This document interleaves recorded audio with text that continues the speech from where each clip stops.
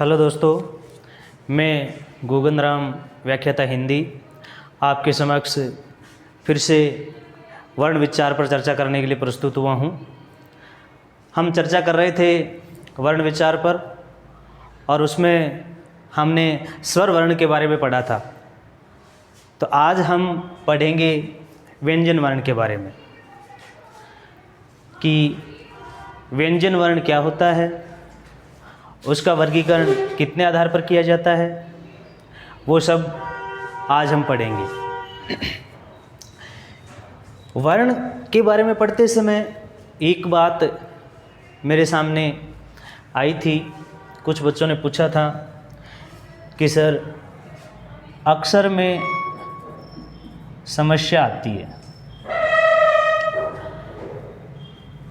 अक्षर जो है आपको बताया था कि जब व्यंजन वर्ण के हलंत लगा हुआ होता है तो वह वर्ण कहलाता है, यानी व्यंजन के नीचे हलंत लग जाता है तो वह वर्ण कहलाता है। लेकिन जैसे ही इसके साथ ए स्वर मिलता है तो ये हलंत हट जाता है और फिर ये क यानी ए और क मिलकर के वर्णों का समूह मिल जाता है तो वर्णों का समूह फिर क्या कहलाता है? अक्षर कहलाता है। लेकिन दूसरे तरीके से इसको और कह सकते हैं कि वर्णों के समूह का उच्चारण यदि जिह्वा के एक झटके से संभव हो जाता है तो उसे भी अक्षर कहते हैं। जैसे क्या,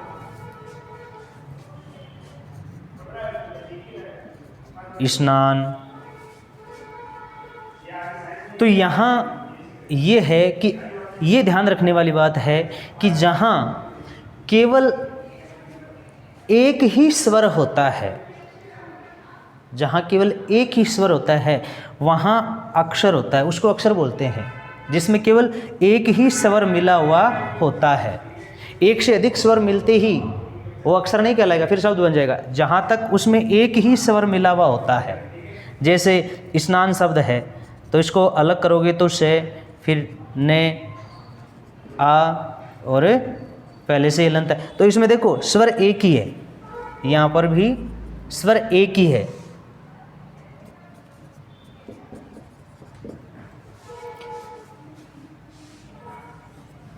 तो जिसमें एक ही स्वर होता है वो अक्षर कहलाता है। मेरे हिसाब से अब शायद अक्षर में समस्या नहीं आएगी।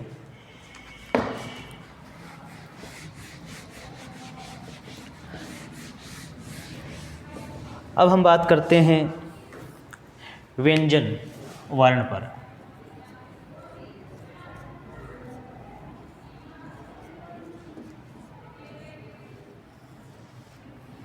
व्यंजन वर्ण क्या होता है? और व्यंजन वर्ण को शुरू करने से पहले आप सबसे जो प्रतियोगी परीक्षाओं की तैयारी करने वाले हैं या हिंदी के विद्यार्थी हैं जो तैयारी आगे करना चाहते हैं, उन सबसे मेरा निवेदन है कि वीडियो देखने से पहले या इसको पूरा देखने से पहले आप चैनल को सब्सक्राइब ज़रूर करें। ये आपसे निवेदन है ताकि हमारी आगे की क्लास आपको निरंतर मिलती रहे। व्यंजन क्या होता है? तो जैसे अब हमने स्वर की बात की थी कि स्वर क्या था? स्वतः उच्चरित होने वाली ध्वनियाँ।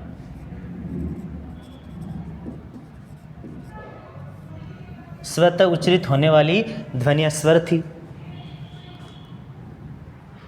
और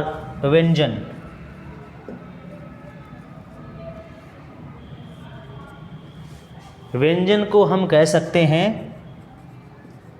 स्वर की सहायता से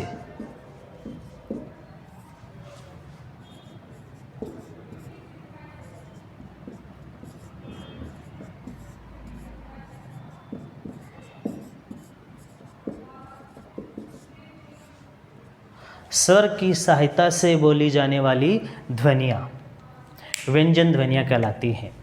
या हम यूँ कहें कि हमारे फेफड़ों से उठने वाली श्वास वायु हमारे मुख में आकर किसी अंग को स्पर्श करके बाहर निकलती है, या व्यवधान से सीधे मुख से बाहर नहीं निकलती, मुख में किसी रुकावट के बाद बाहर निकलती है।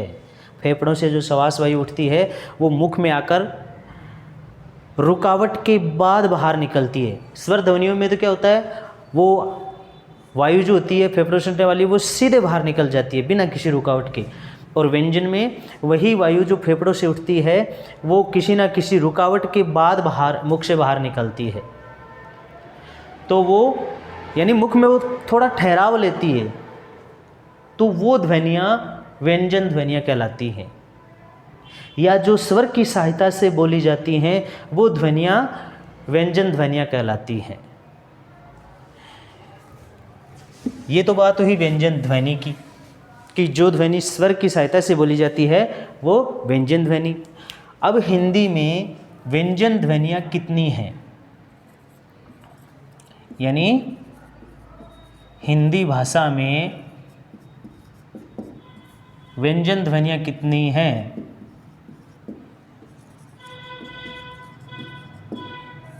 तो वो है 33।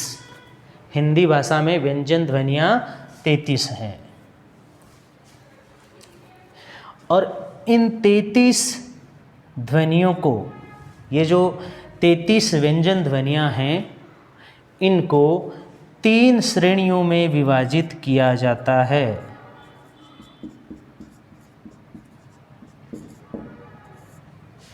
तीन श्रेणियों में विभाजित किया जाता है।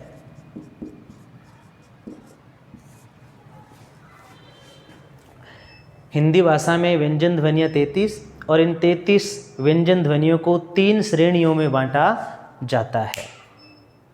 व्यंजन ध्वनियों को 3 श्रेणियों में बांटा जाता है, तो 3 श्रेणी हो गई प्लस 1। ये जो 1 है वो चौथा जो है वो संयुक्त व्यंजन होता है। ये चौथे संयुक्त व्यंजन होते हैं।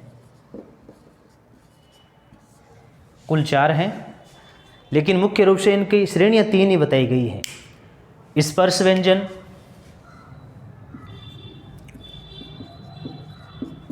स्पर्श व्यंजन, दूसरा अंतस्थ व्यंजन,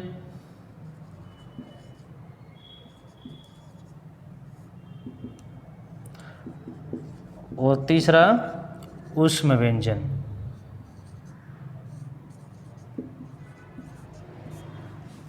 ये 3 श्रेणियां बताई गई है इनकी, और चौथी है संयुक्त व्यंजन। तो मुख्य रूप से जब श्रेणियों की बात होती है, प्रश्न पूछा जाता है कि हिंदी में व्यंजन ध्वनियों को कितनी श्रेणियों में बांटा जाता है, तो हिंदी भाषा में व्यंजन ध्वनियों को 3 श्रेणियों में बांटा जाता है। और वो 3 श्रेणियां कौन सी हैं? स्पर्श व्यंजन, अंतस्थ व्यंजन और ऊष्म व्यंजन। और चौथी जो श्रेणी है वो है संयुक्त व्यंजन। इनको इसमें शामिल नहीं किया जाता है, बताने में 3 ही आती हैं।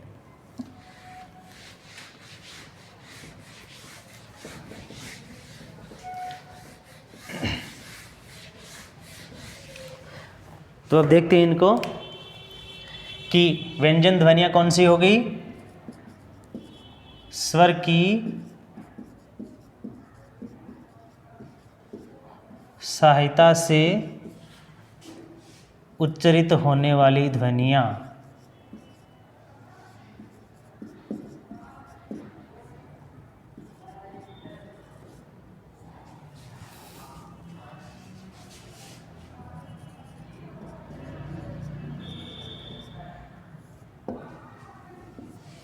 स्वर की सहायता से उच्चरित होने वाली ध्वनियाँ। अब अपन देखें, यानी अब हम चर्चा करेंगे इनकी 3 श्रेणियों पे कि व्यंजन वर्ण की श्रेणियाँ। व्यंजन वर्ण जो ध्वनियाँ हैं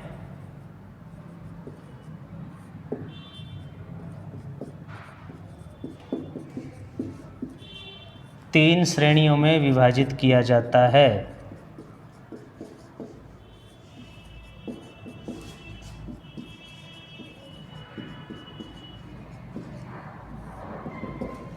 व्यंजन वर्ण को 3 श्रेणियों में विभाजित किया जाता है। यानी व्यंजन वर्ण होते कितने हैं?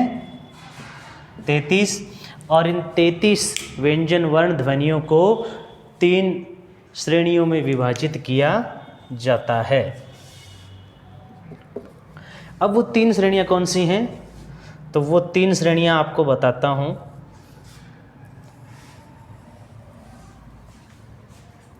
वो 3 श्रेणियां हैं। सबसे पहली है स्पर्श व्यंजन,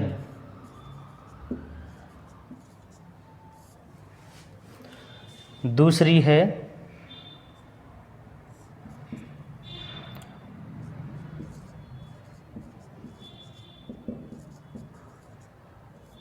अंतस्थ व्यंजन, और तीसरी है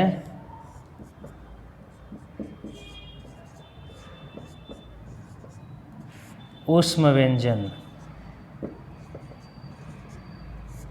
यानी ये 3 श्रेणियां हैं इसकी, स्पर्श व्यंजन, अंतस्थ व्यंजन और ऊष्म व्यंजन। अब बात करते हैं स्पर्श व्यंजन की, कि स्पर्श व्यंजन क्या है। तो स्पर्श व्यंजन जो है, जब हम व्यंजन वर्ण ध्वनियों का उच्चारण करते हैं तो उच्चारण करते समय हमारे फेफड़ों से जो श्वास वायु उठती है वो हमारे मुख में जो उच्चारण स्थान होते हैं उनको स्पर्श करके बाहर निकलती है, या हमारे मुख के किसी न किसी अंग को स्पर्श करके फिर बाहर निकलती है। तो हमारे फेफड़ों से उठने वाली श्वास वायु हमारे मुख के किसी अंग को स्पर्श करके बाहर निकलती है तो वो स्पर्श व्यंजन ध्वनि कहलाती है। स्पर्श व्यंजन को वर्गीय व्यंजन भी बोलते हैं। स्पर्श व्यंजन को वर्गीय व्यंजन भी बोलते हैं। स्पर्श व्यंजन को उदित व्यंजन भी बोलते हैं। इनको कई बार नया नाम और दे दिया जाता है, एक और लिया जाता है उदित व्यंजन। इनको स्पर्श व्यंजन, वर्गीय व्यंजन और उदित व्यंजन भी बोल दिया जाता है। अब देखो स्पर्श व्यंजन होते कितने हैं। तो स्पर्श व्यंजन की संख्या जो है वो 25 मानी जाती है। स्पर्श व्यंजन कितने होते हैं? 25। होते कौन से हैं? जो श्वास वायु हमारे फेफड़ों से उठकर के मुख्य किसी अंग को स्पर्श करके बाहर निकलती है तो वो स्पर्श व्यंजन है। वर्गीय व्यंजन क्यों बोलते हैं? क्योंकि इनको 5 वर्गों में बांटा गया है, इसलिए इनको वर्गीय व्यंजन भी कहा जाता है। उदित व्यंजन क्यों बोलते हैं इनको? क्योंकि जो श्वास वायु, ये कहा जाता है कि ये जो स्पर्श व्यंजन होते हैं 25, वो उच्चारण स्थानों के स्पर्श से उत्पन्न होते हैं, इसलिए इनको उदित व्यंजन भी कह दिया जाता है। तो अब वो 25 स्पर्श व्यंजन कौन से हैं? तो वो देखो इनके जो 5 वर्गों में हैं, वो पहला वर्ग जो है वो है क वर्ग। थोड़ा आकार बड़ा कर देता हूँ। क वर्ग। क वर्ग में जो वर्ण होते हैं वो हैं क, ख, ग, घ, अंग। दूसरा वर्ग है च वर्ग। च वर्ग में च, छ, ज, झ, ञ।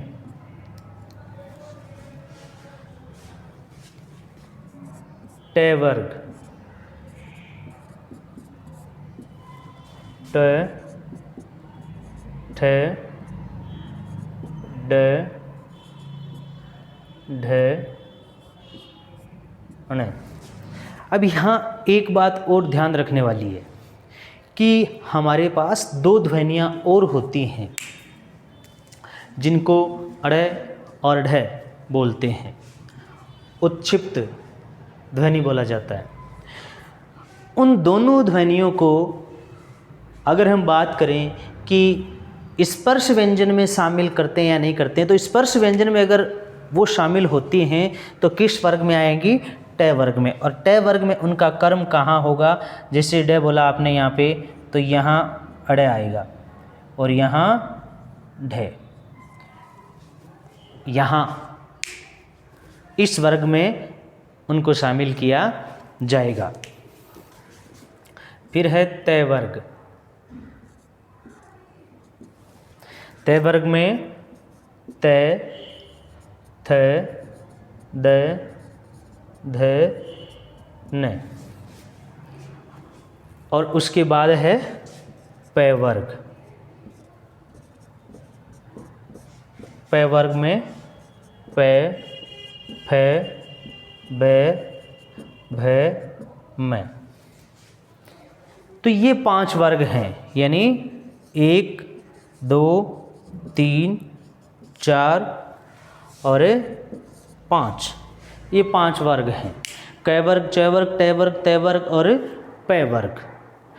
और पांचों वर्गों में 5-5 वर्ण हैं, तो कुल स्पर्श व्यंजन ध्वनियाँ कितनी हो गई? 25।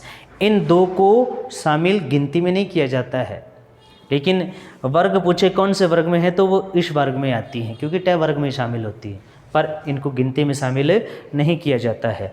स्पर्श व्यंजन ध्वनियों की संख्या पूछी जाए तो 25। वर्गीय व्यंजन कौन से हैं? तो वर्गीय व्यंजन स्पर्श व्यंजन ही हैं, उदित व्यंजन भी यही हैं। अब प्रश्न पूछ लिया जाता है कि जैसे इनमें से कोई भी प्रश्न आपके सामने दे दे कि निम्न में से कौन सा वर्ण वर्गीय व्यंजन में नहीं आता। अब इन 25 में से ये 25 वर्ण हैं वो तो आते हैं, इनके अलावा कोई दूसरा आ जाए तो उसको आपको छांटना है। ये 25 आपको ध्यान में रखने हैं, ये तो वर्गीय व्यंजन में आएंगे। स्पर्श व्यंजन के बाद हम बात करते हैं अंतस्थ व्यंजन की।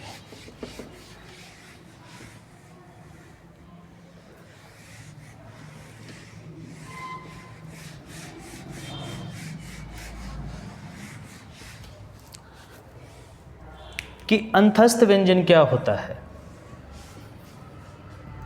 तो अंतस्थ, अंत का मतलब होता है भीतर, अंदर, या अंतःकरण से जो ध्वनि निकलती है वो अंतस्थ ध्वनि होती है।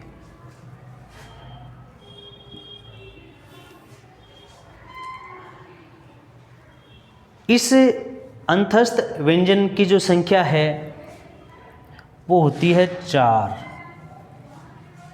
कितनी होती है? 4। या स्वर और व्यंजन के बीच की ध्वनि अंतस्थ ध्वनि होती है।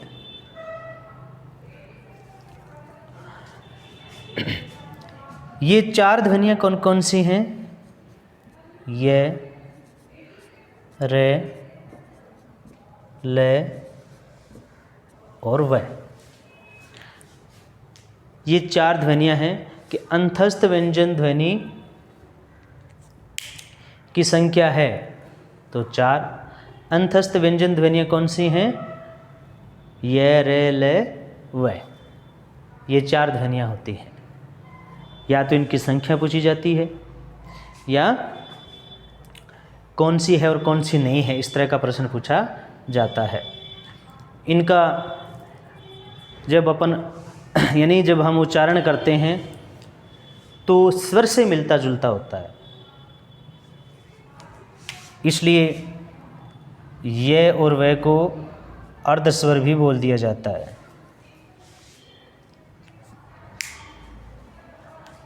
फिर है ऊष्म व्यंजन। ऊष्म, ऊष्म व्यंजन का मतलब होता है, यानी ऊष्म का मतलब क्या है? गर्म। तो जो श्वास वायु हमारे फेफड़ों से उठती है वो मुख में आकर के घर्षण के कारण हल्की सी गर्म हो जाती है और फिर बाहर निकलती है, तो वो ऊष्म व्यंजन कहलाते हैं। वो ध्वनि ऊष्म व्यंजन कहलाती है। वो हल्की सी गर्म क्यों होती है? वो घर्षण किस कारण से होता है? तो जब इनका उच्चारण करेंगे इन ऊष्म व्यंजनों का, तो दो जो उच्चारण स्थान होते हैं वो इतने आपस में इतने नज़दीक आ जाते हैं कि उनके बीच से निकलते समय वो वायु जो है वो घर्षण करती है और हल्की सी गर्म हो जाती है, तो उनको ऊष्म व्यंजन बोलते हैं। और इनकी संख्या भी 4 होती है। इनकी संख्या भी कितनी होती है? 4 होती है। और वो 4 कौन कौन से हैं? श,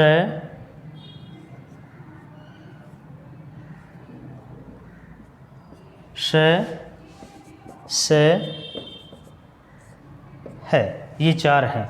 यानी श, श, स, है, श, श, स, है, ये 4 ऊष्म व्यंजन हैं। ऊष्म व्यंजन ध्वनियाँ कितनी हैं? 4। अंतस्थ व्यंजन ध्वनियाँ कितनी हैं? 4। और स्पर्श व्यंजन ध्वनियाँ कितनी हैं? 25। तो ये 3 श्रेणियाँ हैं मुख्य रूप से। ये मुख्य रूप से 3 श्रेणियाँ हैं इन व्यंजन वर्ण की, जिनकी हिंदी में संख्या 33 मानी गई है। तो इन 33 व्यंजन वर्णों को मुख्य रूप से 3 श्रेणियों में बांटा गया है। लेकिन जो चौथी श्रेणी आती है वो है संयुक्त व्यंजन।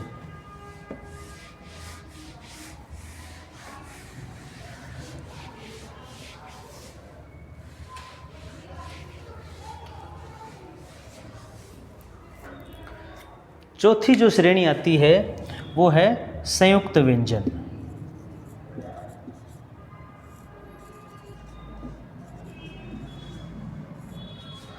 और इनकी संख्या भी 4 है। संयुक्त व्यंजन की संख्या भी कितनी है? 4। और वो 4 कौन से हैं? क्ष, त्र, गे और श्र।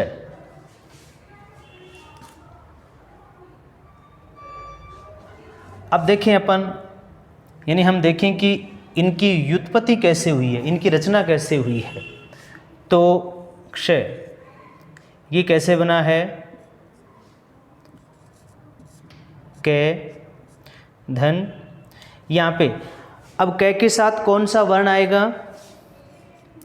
श, धन, ए।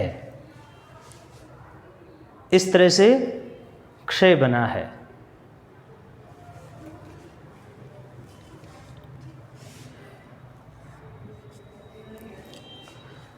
त्रय की रचना कैसे हुई है? ते, धन, रे, धन, ए।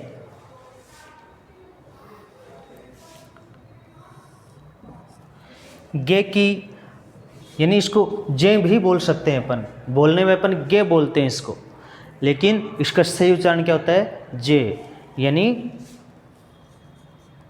जे, ये, ए।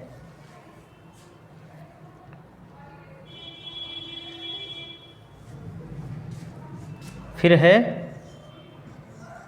श्रेय, श, रे, धन, ए। इस तरह से ये चारों संयुक्त व्यंजन बने हैं। अब हम शब्द बोलते हैं इसको विज्ञान, जबकि सही तरह से अगर इसका उच्चारण करें तो ये शब्द क्या होता है? विज्ञान। इसको क्या बोलते हैं? विज्ञान। तो ये व्यंजन वर्ण की कुल 4 श्रेणियां हैं। इन श्रेणियों के बाद बात आती है व्यंजन के वर्गीकरण की।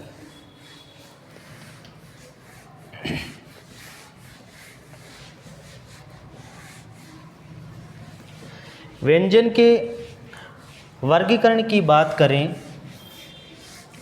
तो व्यंजन का वर्गीकरण जो है वो दो आधार पर किया जाता है, यानी व्यंजन वर्गीकरण।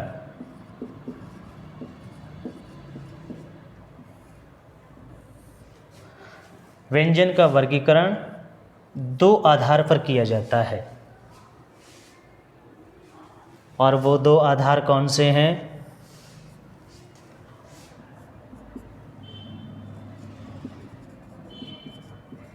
उच्चारण स्थान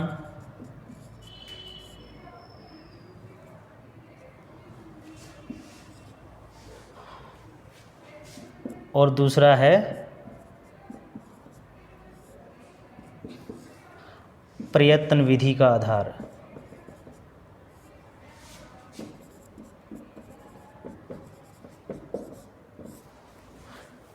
प्रयत्न विधि का आधार या प्रयत्न का आधार, प्रयत्न विधि का आधार भी बोल सकते हैं, प्रयत्न का आधार भी बोल सकते हैं। तो ये व्यंजन वर्गीकरण का जो है वर्गीकरण जो है व्यंजन का, वो दो आधार पर, उच्चारण स्थान के और प्रयत्न विधि के।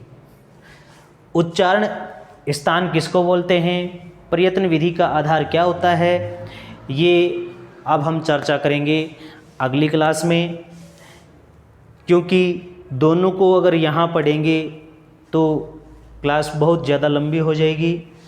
तो पहले हम उच्चारण स्थान को पढ़ेंगे अगली क्लास में, फिर प्रयत्न विधि के आधार को पढ़ेंगे, और लगातार अपनी क्लासें आ रही हैं। तो सबसे विनम्र निवेदन है कि अगर आपको समझ में आ रहा है तो इस चैनल को, मेरा जो चैनल है हिंदी विद गगन सर के नाम से, उसको ज़्यादा से ज़्यादा सब्सक्राइब करें, लाइक करें और कमेंट करें, तथा मैं आपके लिए यानी और ज़्यादा बेहतर कर सकूं, अगर आप मुझे बताओगे तो मैं जो प्रतियोगी परीक्षाओं की तैयारी करने वाले बच्चे हैं उनके लिए और ज़्यादा बेहतर कर सकूंगा। कक्षा 11 और 12 के लिए भी लगातार क्लासें आ रही हैं, अगली क्लास उनकी भी कल आ जाएगी। धन्यवाद, तब तक आप देख लीजिए।